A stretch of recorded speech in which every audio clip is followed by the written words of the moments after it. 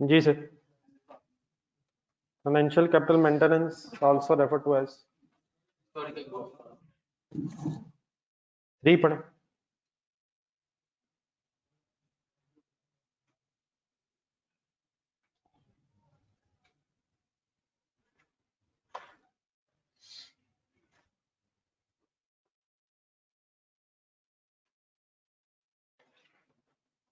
Profit in terms of increase in productive capacity होना चाहिए। Physical capacity productive, वो table रख लें साथ में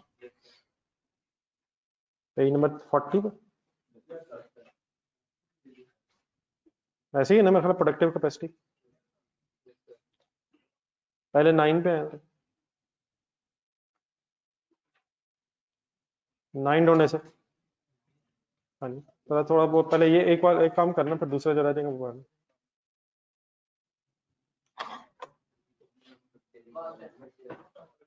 option 10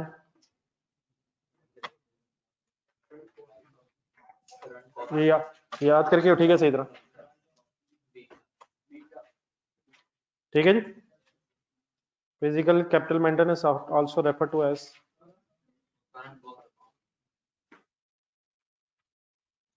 11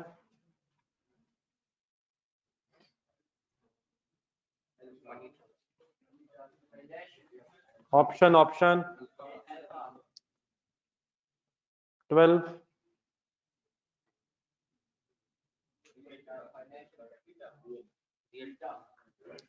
general rate of inflation option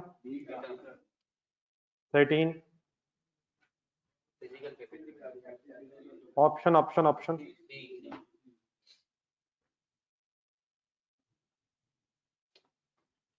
14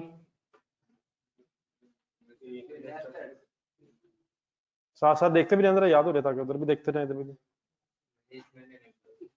ये 14 मेरा ख्याल है फाइनेंशियल कैपिटल मेंटेनेंस इन्वेस्टर्स चाहे वो रियल टर्म हो या मॉनेटरी टर्म हो। 14 ए ठीक है जी। 15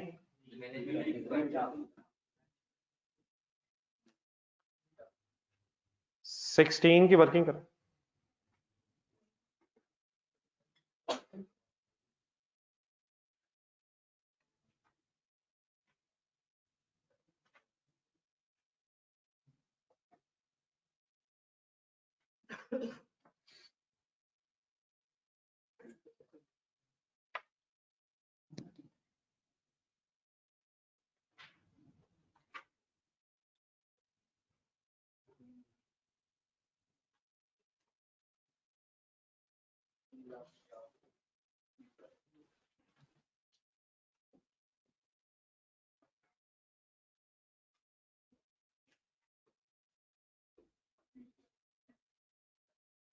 money financial capital maintenance concept में प्रॉफिट कितना रिकॉर्ड होगा। नो इन्फ्लेशन एडजस्टमेंट 3,50,000 ही होगा यार। इन्फ्लेशन एडजस्टमेंट कब और कब होती है। अगर money cost financial capital maintenance concept है तो नो इन्फ्लेशन यार, तो फिर तो जो प्रॉफिट है वही एज इट इज रहेगा। ठीक है जी please for 350 no inflation adjustment.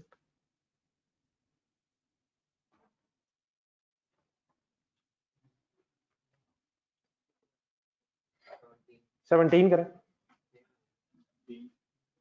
नहीं यार वो करें। रियल फाइनेंशियल कैपिटल मेंटेनेंस में तो फिर इन्फ्लेशन एडजस्टमेंट होती है नहीं, तो प्रॉफिट तो वही नहीं है तो सेम फिक्स डाटा, लेकिन 350 प्रॉफिट है उसमें पहले एडजस्टमेंट होगी फिर जो प्रॉफिट है वो आगे जाएगा।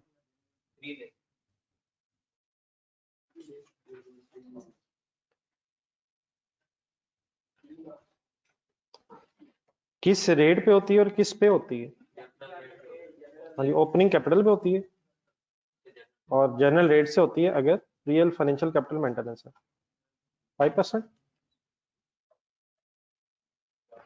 5% ही बनता 5,50,000 तो 3 लाख प्रॉफिट रिपोर्ट होगा 50,000 की एंट्री बताएं। हाँ जी, profit debit inflation reserve credit. तो इस केस में फिर नेट प्रॉफिट कितना जाएगा इक्विटी में? 3 लाख। ठीक है, ठीक है sir. 18।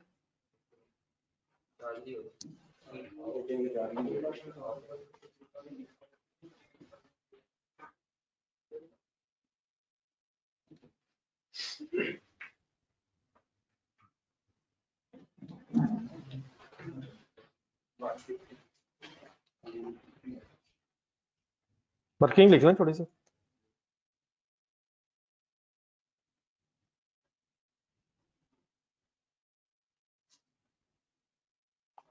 $1 million into, sorry 20%, 2 lakh.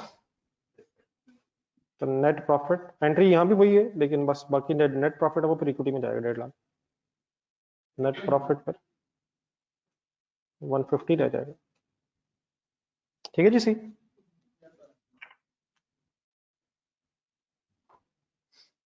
पहले जरा यही कंप्लीट करना, जरा 27 होने।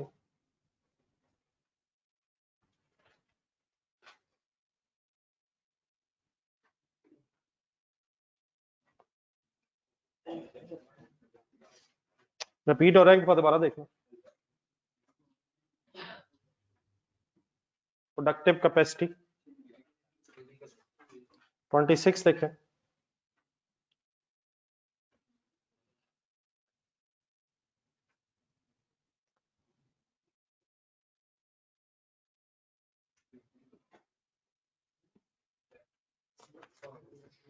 तो इतना चीजें याद करके उठनी।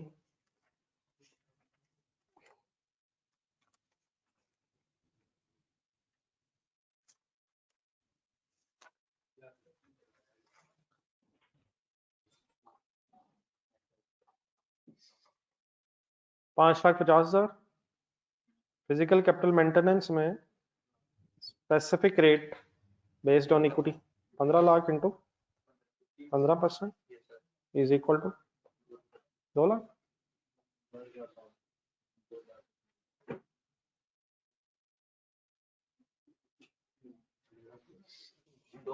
225।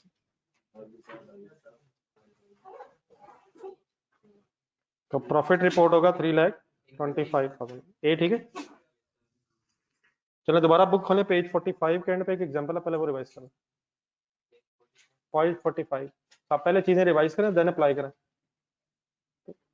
पता नहीं वैसे नजर पड़ी इस चीज पे कभी कहीं?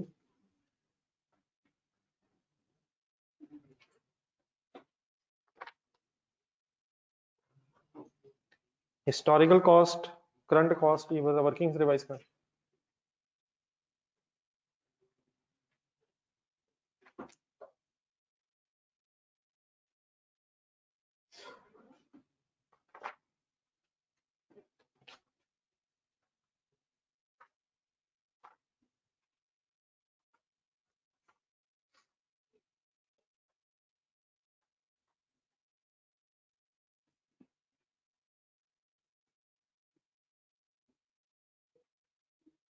जी पेज नंबर 45 है।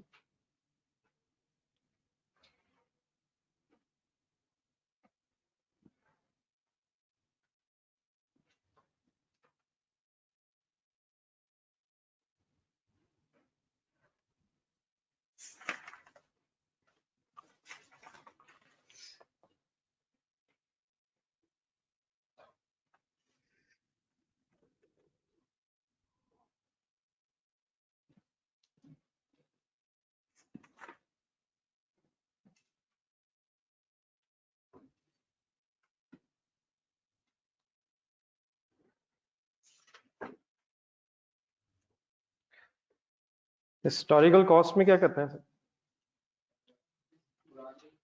हाँ जी, जिस अमाउंट पे एसेट खरीदा हो उसी अमाउंट पे रखते हैं और बाद में बस डेप्रिशिएट करते हैं। फेयर वैल्यू में क्या करते हैं? मार्केट वैल्यू पे मेजर कर लेते हैं। वाली वैल्यू यूज में फ्यूचर कैश फ्लोस की प्रेजेंट वैल्यू ले लेते हैं।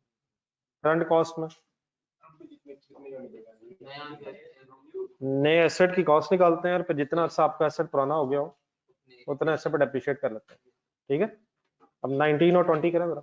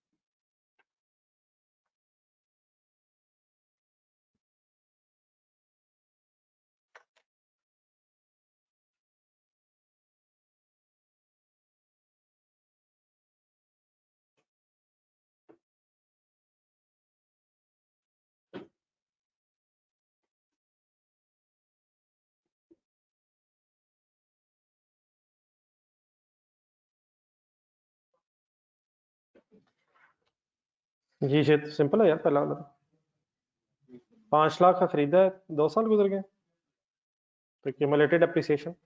बाकी जो करंट प्राइसेस वगैरह दी हुई हैं ये इग्नोर करेंगे अगर आप हिस्टोरिकल कॉस्ट अकाउंटिंग है। अब 20th करें।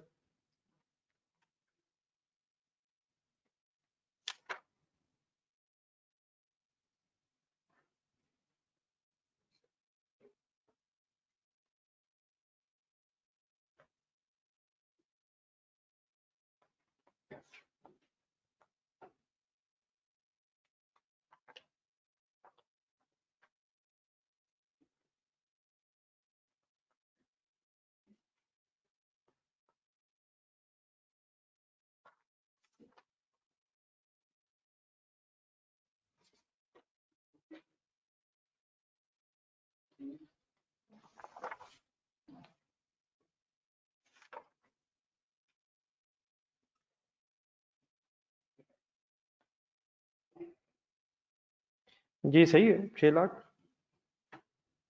लेस। अगर नया एसेट खरीदें इस वक्त तो 6 लाख का है, लेकिन आपका एसेट 2 लाख 2 साल पुराना हो गया, तो रेजिडुअल वैल्यू भी है लेकिन। हाँ जी, estimated residual value of historical cost और करंट कॉस्ट कितने बनेगी residual value? 60, 20% divided by 5 into, तो करंट कॉस्ट का मतलब आपका एसेट जिस तरह का है उस तरह के नए एसेट की वैल्यू लें, कॉस्ट लें, और फिर वो जितना अर्सा आपका एसेट पुराना हो चुका है उतना डेप्रिशिएट करके, डेप्रिशिएटेड, इसके जरा नाम ढूंढने का बुक बुक पे जरा, एक दो मैंने नाम इसके लिखवा दे साथ। नेट रिप्लेसमेंट कॉस्ट भी शायद कहते हैं, depreciated replacement cost, replacement cost कैसे कहते हैं? करंट परचेज प्राइस से ढूंढे, मेरे ख्याल वर्ड्स लिखा होगा आपने, ये बुक पे लिखा हो शायद आपने, ढूंढने ढूंढने वर्ड्स जरा। Replacement cost means current cost, current purchase price. Depreciated replacement cost means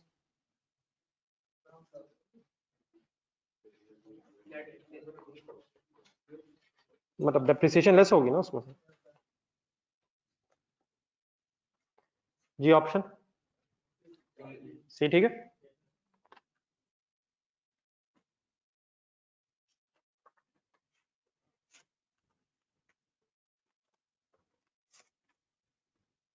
then पहले जरा 5 मिनट जरा पेज नंबर 50 पढ़ेंगे, इसमें एक टेबल था वो सही तरह जरा जितनी हो सकती कोशिश जरा सही तरह याद करने की कोशिश करें, फिर उसमें से ढूंढते हैं चंद चीजें।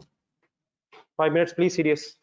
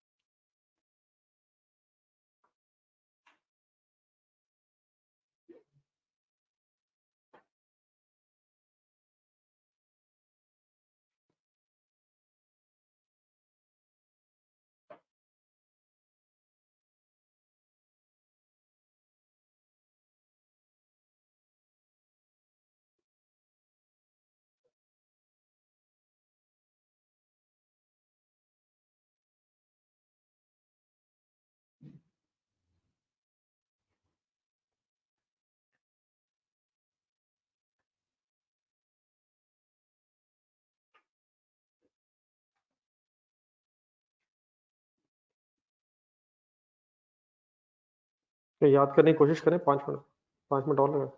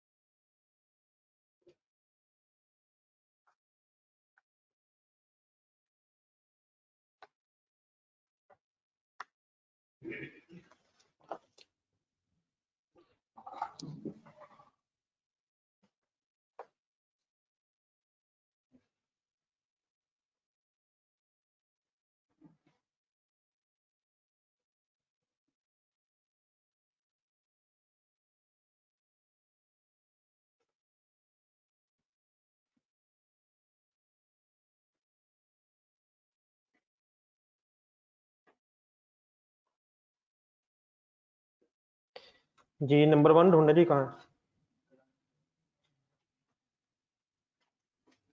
पेज 30।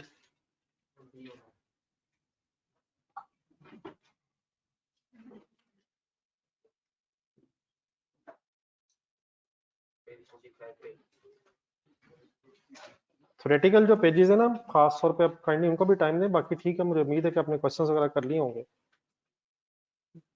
ये मेरी उम्मीद गलत है। तो मुझे जो थ्योरेटिकल पेजेस हैं बहुत सारे आपके पास लिखे होंगे, छोटे छोटे क्वेश्चन हैं, इनको जरा टाइम दीजिएगा सही।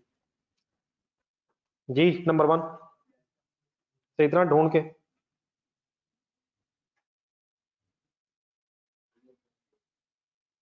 दो चीजें ढूंढनी है, एंट्री वैल्यू और reflex condition at measurement date. ठीक है, ढूंढ लेंगे, ऑप्शन बता दें जो ऑनलाइन स्पॉट। ठीक है सर, 5 करें, 30 सेकेंड्स में पहले ढूंढे सारा।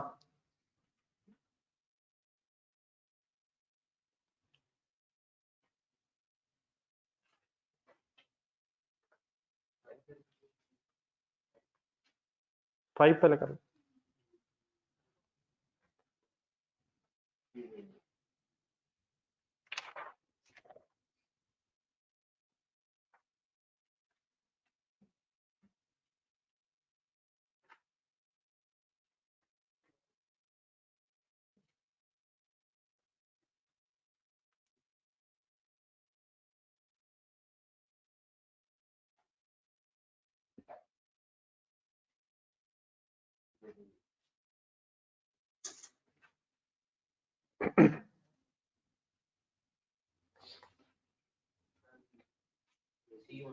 Transaction costs are ignored at acquisition and are considered in valuation at disposal.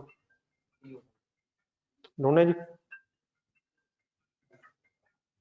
ये हिस्टोरिकल कॉस्ट में जरा पढ़ के बताएं क्या होता है कैरेक्टरिस्टिक्स में, जरा रिपीट कर लें जरा अपने लिए पूरा पूरा पूरा आराम से. Reflect condition at acquisition, entry value, transaction cost at a time of disposal are not relevant. Fair value,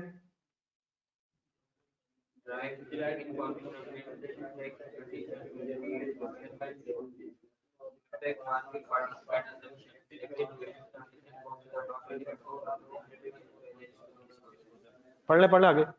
Value use, fulfillment value.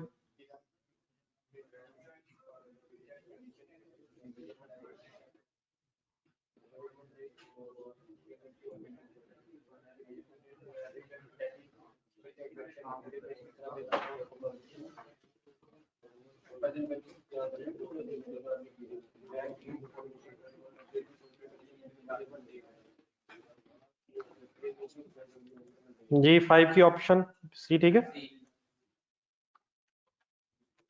25 ढूंढो जरा.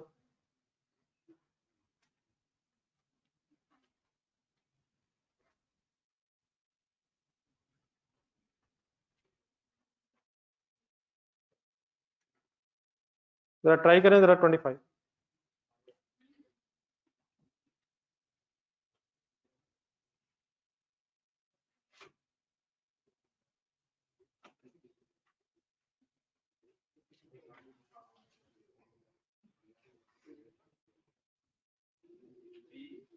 कोशिश करें सही जरा.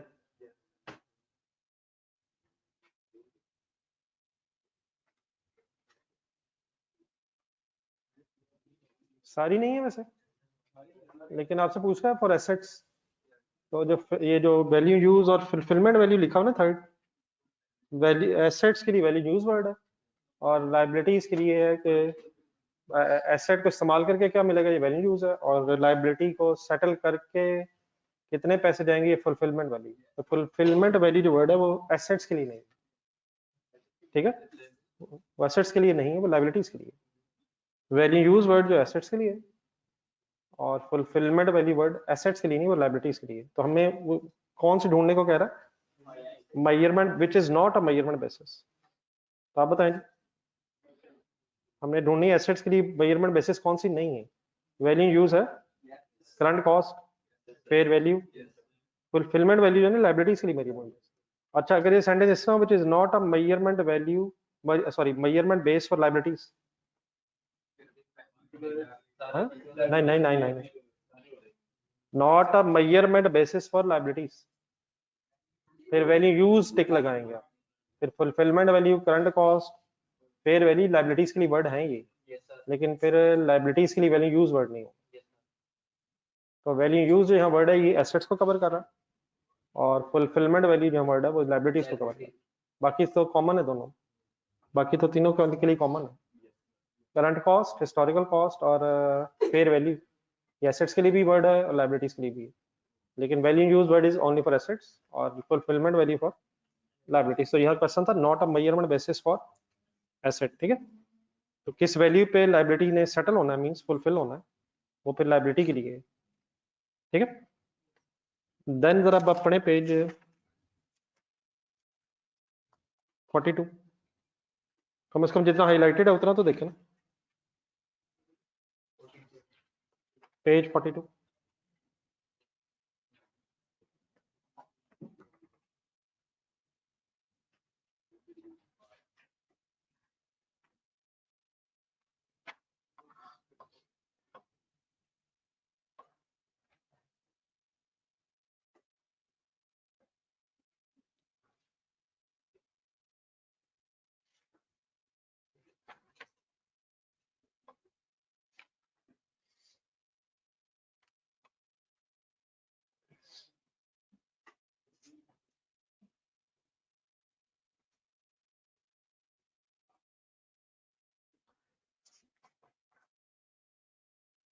इंफॉर्मेशन की कुछ क्वालिटीज लिखी हुई थी, कुछ थी फंडामेंटल, कुछ थी एनहांसिंग। ढूंढने जरा, बट देख लो जरा।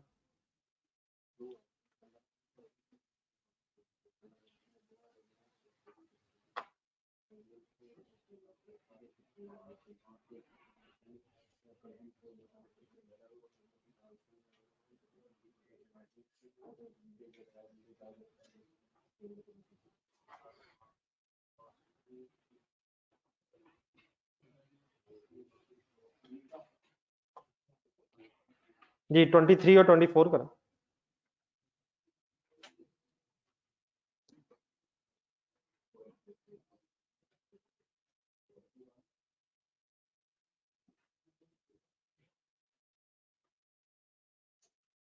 हाँ जी, फेयर वैल्यू बट दोनों की, हिस्टोरिकल कॉस्ट, फेयर वैल्यू और करंट कॉस्ट में एसेट्स लायबिलिटीज दोनों की डिफरेंशियल लिखी हुई। हिस्टोरिकल कॉस्ट एसेट्स की भी, लायबिलिटीज की भी, फेयर वैल्यू भी एसेट्स लायबिलिटीज की, दोनों की फेयर वैल्यू, तीनों चीजें एसेट्स लायबिलिटीज दोनों पे एप्लीकेबल।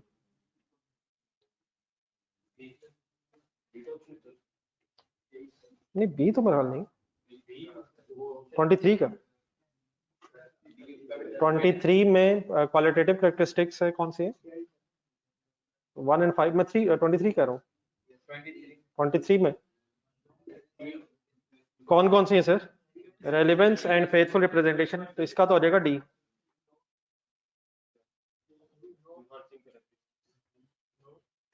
हाँ जी, sorry, which of the above is not listed. हाँ तो ये क्वालिटेटिव है ना।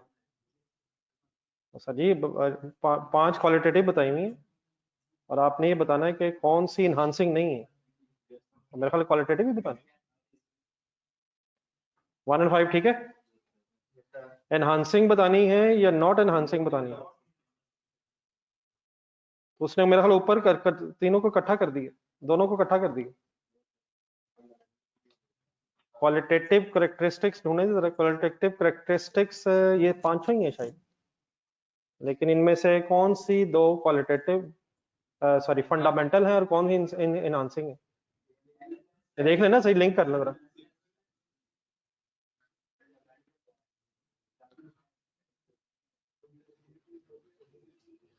रेलेवेंस और फेथफुल रिप्रेजेंटेशन ठीक है जी, नॉट एनहांसिंग है। 24 पढ़े जरा खुद से।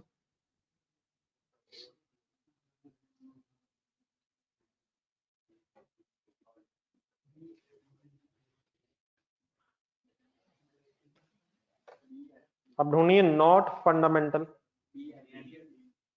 तो फंडामेंटल कौन सी है? तो कौन सी दो फंडामेंटल नहीं है? बी एंड डी ठीक है। ये दो कौन सी हैं? और एनहांसिंग दो और भी हैं शायद। नहीं, कंपेरेबिलिटी और रिलायबिलिटी तो आगे नहीं है, बल्कि सॉरी रिलायबिलिटी तो है ही नहीं शायद। रेलिवेंस और फेथफुल रिप्रेजेंटेशन ओके। देख लें दोबारा 23 24 दोबारा बुक के साथ देख के याद करना, थोड़ा सा बहुत बारह बोलने टाइम देने से होता है। 5 5 मिनट मेरे सामने दें जरा। हाँ बाद में दिल करता है।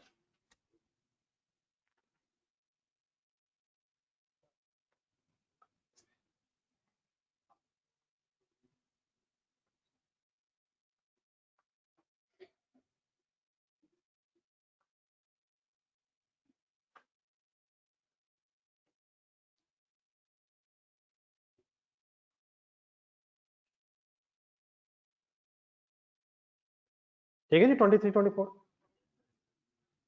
चले वापस आप जो रह गए उनको जरा देख लें नंबर 4 से।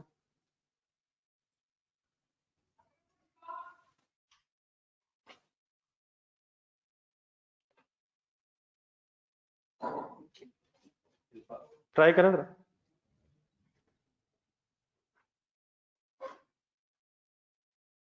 हिस्टोरिकल कॉस्ट अकाउंट अभी जो भी पढ़ा आपने, विच इज ट्रू ढूंढना है आपको। ट्राई करें, हो जाएगा मेरे ख्याल। नहीं यार, assets will be over state तो बिल्कुल नहीं हो सकता। एसेट्स ओवर स्टेट की तो बहस ही क्यों नहीं है? वो तो एसेट उसी वैल्यू पे होगा जिस पे खरीदा। सी की बहस क्यों नहीं है? यहाँ तो कोई गेन लॉसेस की बहस ही नहीं है, एसेट उसी वैल्यू पे रखेंगे, गेन लॉस की बहस तो फेयर वैल्यू पे आएगी शायद। डेप्रिसिएशन असल में ये कंपैरिजन कर रहा है वही हिस्टोरिकल कॉस्ट का और फेयर वैल्यूज और करंट कॉस्ट का, तो डेप्रिसिएशन ओवर स्टेट इसमें हो जाएगी, या पुरानी फिगर्स होने की वजह से शायद अंडर स्टेट होगी। इसके लिए नंबर 1 है, नंबर 1 पे आएगा, प्रॉफिट्स ओवर स्टेट होंगे, एसेट्स अंडर स्टेट होंगे, रीजन सोचा। एसेट्स अंडर स्टेट समझ आता है, एसेट्स उसी वैल्यू पे होंगे जिस वैल्यू पे एसेट खरीदा था, फिर डेप्रिसिएशन लेस हो रही होगी। अगर उसके मुकाबले में हमने एसेट को फेयर वैल्यू पे ले आते तो फिर एसेट्स ज्यादा हो जाते। प्रॉफिट्स इसलिए ज्यादा होंगे क्योंकि अगर एसेट की कॉस्ट पुरानी है तो उसकी डेप्रिसिएशन भी उस फिगर की बेस पे कम आ रही होगी। अगर हम फेयर वैल्यू पे एसेट मेजर कर लेंगे तो फिर एसेट बढ़ने की वजह से अगर सरप्लस है तो डेप्रिसिएशन प्रॉफिट्स कम हो जाएगा।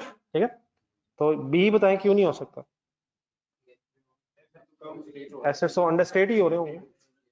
सी, गेन्स तो रिकॉर्ड ही नहीं करने हमने। डेप्रिसिएशन ओवर स्टेट क्यों नहीं हो सकती, अंडर स्टेट हो रही होगी, ओवर स्टेट हो रही है। पुरानी कॉस्ट की बेस पे, फॉर एग्जांपल आज से 20 साल पहले एसेट लिए, उसी की डेप्रिसिएशन बस प्रॉफिट एंड लॉस में चार्ज हो रही है, तो ए क्यों होगा, प्रॉफिट ओवर स्टेट कैसे होगा, डेप्रिसिएशन कम चार्ज होने से प्रॉफिट बढ़ जाएगा। और एसेट अंडर स्टेट क्यों होगा, वो आज की वैल्यूज पे नहीं आ रहा होगा, वो पुरानी वैल्यूज पे आ रहा होगा। ये बहरहाल ये जो अभी होंगे ना, इनको फिर बाद में अपने रिवाइज भी करने, ये 4 5 6 जो 3 4 यहाँ पे है। अब 5 में 5 तो सॉरी कर लिए, 5 तो हो गया ना शायद, 1 2 3 तो पहले ही हो गया हुआ है। 6 आ जाए जरा, 6 भी थोड़ा सा मेरे से ही सुनना था, बल्कि आप 6 से पहले जरा 7 करें जरा, 7 अपना जरा अकाउंटिंग का नॉलेज अप्लाई करें।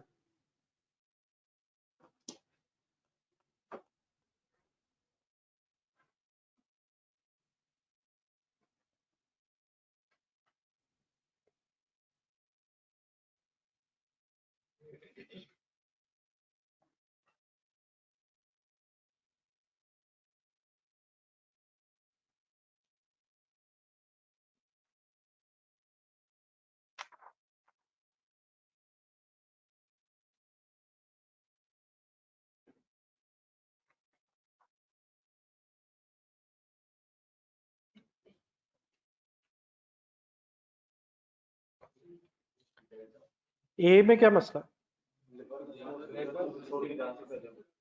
एसेट है ये, नहीं मतलब कभी रिकॉर्ड किया आपने स्किल,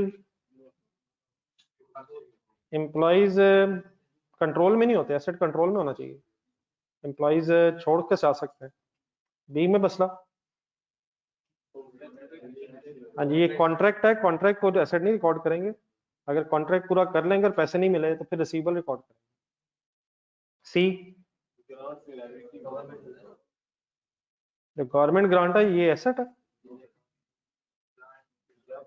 नहीं ये मतलब जो गवर्नमेंट ग्रांट जो है या तो ये इनकम बनेगी या लाइबिलिटी बनेगी, ये तो लाइबिलिटी है या इनकम है। गवर्नमेंट ग्रांट तो एसेट नहीं बननी कभी भी, हमारे एसेट से नेट हो सकती है, एसेट नहीं, गवर्नमेंट ग्रांट एसेट नहीं है, या इनकम क्रेडिट होगी या लाइबिलिटी क्रेडिट होगी, एसेट क्रेडिट होगा।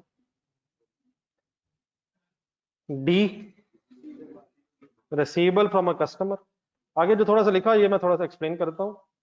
लिखा हुआ है receivable from a customer and agency has been hired for collection, ये टैक्स टैक्स आप लोगों ने पढ़ा होगा सब लोगों ने। एक इनकम फ्रॉम प्रॉपर्टी में होता है कॉन्सेप्ट कि आप किसी पर्सन को हायर कर लेते हैं रेंट कलेक्ट करने के लिए, तो कलेक्शन चार्जेस उस एंगल से जरा पढ़ेंगे। An agency has been hired for collection, however the reporting entity will bear the loss in case of, मतलब अगर वो अब अपने पर्सन तो कोई हायर कर लिया लेकिन अगर पैसे ना मिले तो फिर उसका रिस्क नहीं है, वो रिस्क हमारा ही होता है, पैसे हमने तो बल्कि उसको कमीशन शायद देना होता है। तो ये रिसीवेबल हमारा ही है, हमने अगर किसी को अपॉइंट किया ताकि वो हमारे बेhalf पे कलेक्ट करे तो इवन देन ये नहीं होगा कि रिसीवेबल खत्म हो जाएगा, रिसीवेबल हमारा ही जब तक पैसे ना मिल जाए, उसको तो हमने एडिशनली पैसे देने होते हैं उसके कमीशन के तौर पर, तो रिसीवेबल एसेट है। ठीक है, तो पहला जरा ए बताएं, ए में क्या मसला? एम्प्लॉइज से फायदा तो मिलता है, लेकिन एम्प्लॉइज की स्किल कोई हमारे कंट्रोल में नहीं, वो जब चाहे रिजाइन कर सकता है। ठीक है, तो हमारा एसेट हम नहीं कह सकते ये एम्प्लॉई हमारा है। इस तरह मशीनों को कह सकते हैं हम, गाड़ी को कह सकते हैं, वो हमारे कंट्रोल में होती है, हमने उसे खरीदा होता है। एम्प्लॉय को खरीदा नहीं आपने, उसकी सर्विसेज को आपने हायर किया, जितने में 1 महीना अगर काम करेगा उसके पैसे दे देंगे। लेकिन एम्प्लॉय उस तरह से आपके काबू में नहीं है, उसको अच्छी अपॉर्चुनिटी मिले तो उसे छोड़ देना चाहिए। जिस तरह अगर आपको अच्छी अपॉर्चुनिटी मिले तो आपका हक है, नहीं आपका भी हक है, उसका भी हक है।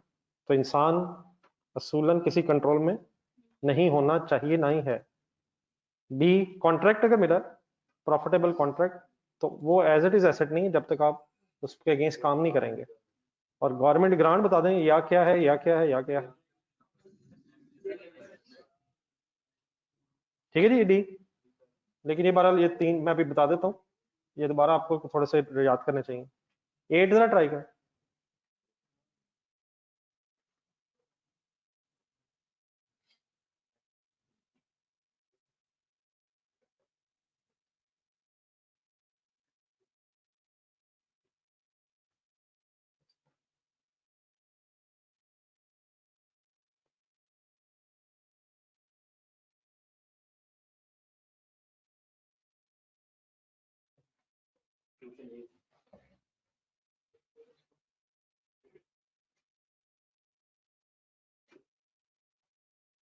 जरा ट्रांसलेट करें, हमने ढूंढना क्या है?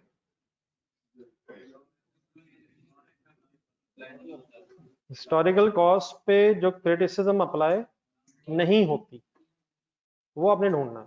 इट मींस जो अप्लाई होती है वो ठीक है। एक क्रिटिसिज्म अप्लाई होगी,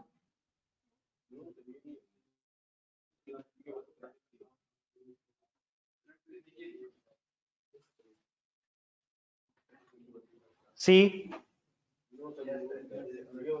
ये तो अभी हम टिक लगा के है ना, यही तो उस समय होता है। डी जरा बताएं, ये ओवरस्टेट गियरिंग रेशियो जहन में लाएं जरा। तो कहता है दे ओवरस्टेट, अगर हिस्टोरिकल कॉस्ट पे अपनी फाइनेंशियल स्टेटमेंट्स हो तो उससे गियरिंग रेशियो ओवरस्टेट होती है। गियरिंग रेशियो कब और कब ओवरस्टेट होती है? या लॉन्ग टर्म ज्यादा, लोन ज्यादा हो, या अब इन बातों को ज़हन में रखकर जरा पढ़ें जरा। अकाउंटिंग इक्वेशन ज़हन में लाएं जरा। आपके एसेट्स अंडरस्टेट होंगे अगर हिस्टोरिकल कॉस्ट में, तो आपके एसेट्स अंडरस्टेट होंगे। ये समझ आता? पुरानी वैल्यूज पे एसेट्स अंडरस्टेट होने की वजह से आपकी इक्विटी कम हो, और इक्विटी कम होने की वजह से गियरिंग रेशियो पे ज्यादा हो जाएगी। ये लिखना जरा साफ, मतलब ये क्रिटिसिज्म है, ये होगा। हम क्या ढूंढ रहे हैं जो नहीं होगा, तो इसकी रीजन लिखना, because assets will be, because assets are understated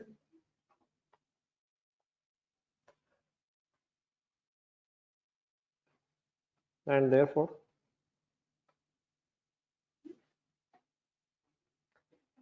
equity will be lower, कह लें understated कह लें, और lower। assets understated क्यों होंगे?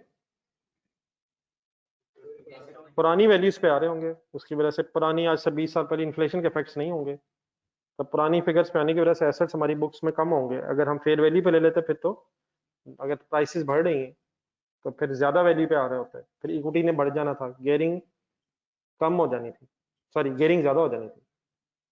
तो ज्यादा हो जानी थी, कम हो जानी थी? इस केस में गियरिंग बढ़ेगी या कम होगी? क्यों? एसेट्स कम होने से इक्विटी कम होगी, और इक्विटी कम होने से गियरिंग बढ़ जाएगी। जी अब कौन सा, सॉरी, फाइनल ऑप्शन बनी इसकी, बी बनी है। ठीक है, there are difficult to verify the transaction could have happened.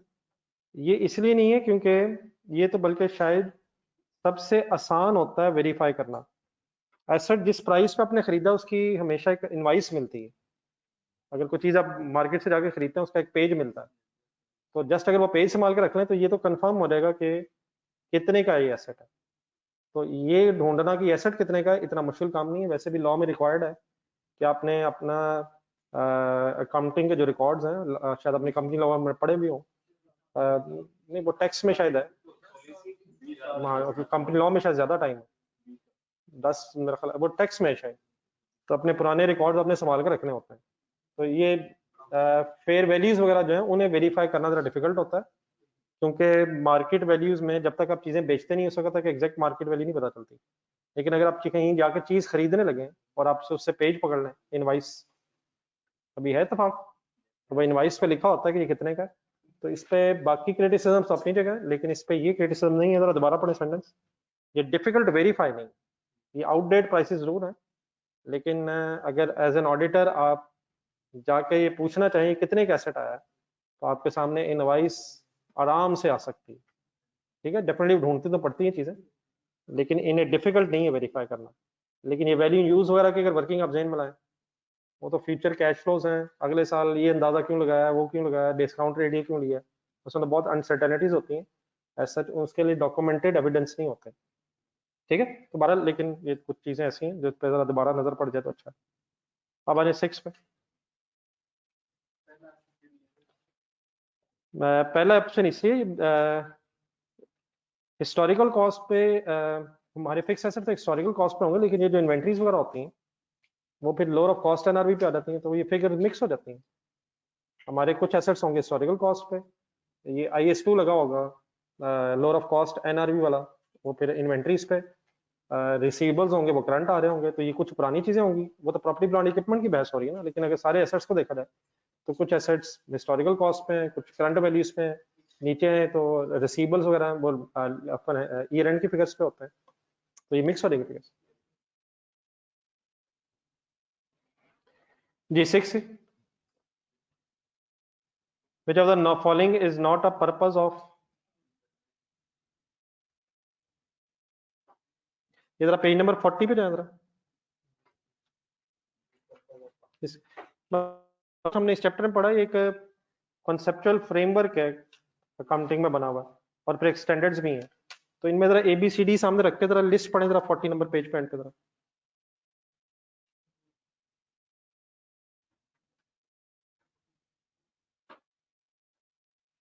ये बिल्कुल नीचे 3 दिए हुए।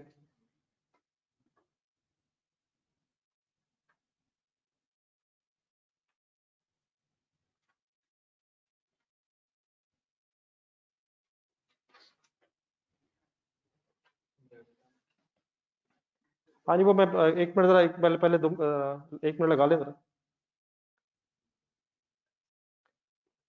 एक पेज 40 के बिल्कुल एंड पे एक पर्पस लिखा होगा, 3 पॉइंट्स बने हुए, उसके ऊपर एक लाइन लिखी हुई है पर्पस ऑफ फ्रेमवर्क। पहला पढ़े जरा क्या है, बस शुरू के जरा वर्ड्स अंडरलाइन करें। ISB to develop IFRS, prepares to develop consistent accounting policies and all parties to understand and interpret the standard। ठीक है, इन बस शुरू के जरा कुछ वर्ड्स। नेक्स्ट पेज नंबर 41 के पे आए जरा, इसमें लास्ट में हेडिंग लिखी हुई थी एलिमेंट्स, इससे ऊपर वाली जरा हेडिंग देखें। ये जो फ्रेमवर्क है कॉन्सेप्चुअल फ्रेमवर्क, इसकी बेस पे स्टैंडर्ड्स बनते हैं। तो जरा एक जो लाइन नहीं नीचे लिखी हुई स्टेटस, मिली हेडिंग पेज 41 पे, ये स्टेटस के नीचे एक लाइन पढ़ जरा। कॉन्सेप्चुअल फ्रेमवर्क इज, मतलब ये इटसेल्फ स्टैंडर्ड नहीं है, इससे स्टैंडर्ड बनते हैं। लेकिन एक लाइन और कहता है nothing in the framework overrides any standard. मतलब ये है कि अगर, वैसे तो डेफिनेटली बहुत कम होता है डिफरेंस, लेकिन अगर फ्रेमवर्क और स्टैंडर्ड में डिफरेंस आ जाए तो जरा स्टैंडर्ड, ये लाइन दोबारा पढ़े जरा। फ्रेमवर्क इटसेल्फ स्टैंडर्ड नहीं है, आगे क्या क्या कहता है, ओवरराइड का मतलब होता है तजावुज। जरा पढ़ के बताएं क्या, अगर डिफरेंस आ जाए स्टैंडर्ड में और फ्रेमवर्क में, तो स्टैंडर्ड अप्लाई होगा या फ्रेमवर्क? ये फ्रेमवर्क ओवरराइड नहीं करेगा, ये तजावुज नहीं करेगा स्टैंडर्ड पे। अगर किस में कंफ्लिक्ट आ जाए, फ्रेमवर्क में और स्टैंडर्ड में, तो स्टैंडर्ड ही प्रिवेल करेगा। ठीक है, अब वापस जाए जरा पिछले पेज पे 40 पे, दोबारा पढ़े जरा पर्पस। क्या क्या पर्पस है जरा बोल दें अपने अपने वर्ड्स।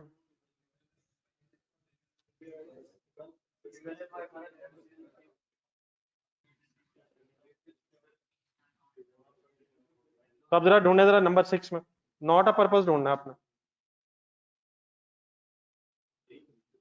हाँ जी डी है, लेकिन एक नजर पढ़ ले, मैं चाह रहा हूँ जरा जो जो याद किया जा सकता है।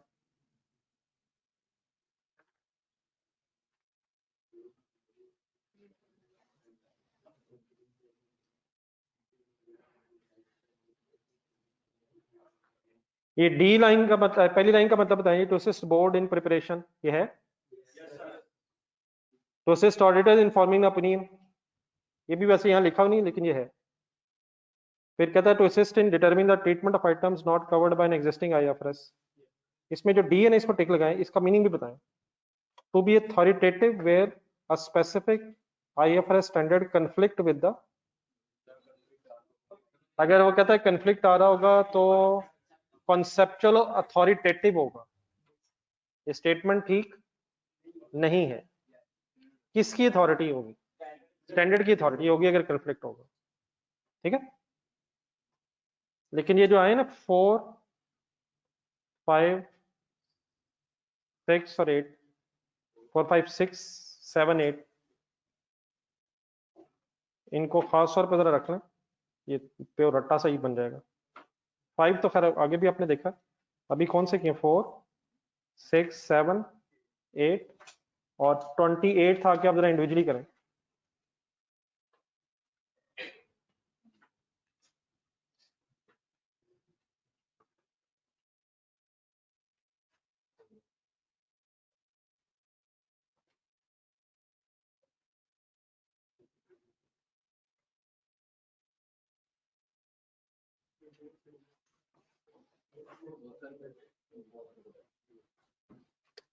ठीक है जी, प्लीज अब इसके साथ page number 40, 41 both are okay. Conceptual framework कोई स्टैंडर्ड है और nothing in this framework override any. और नंबर 2, एक पर्पस है ये, to assist ISB to develop IFRS.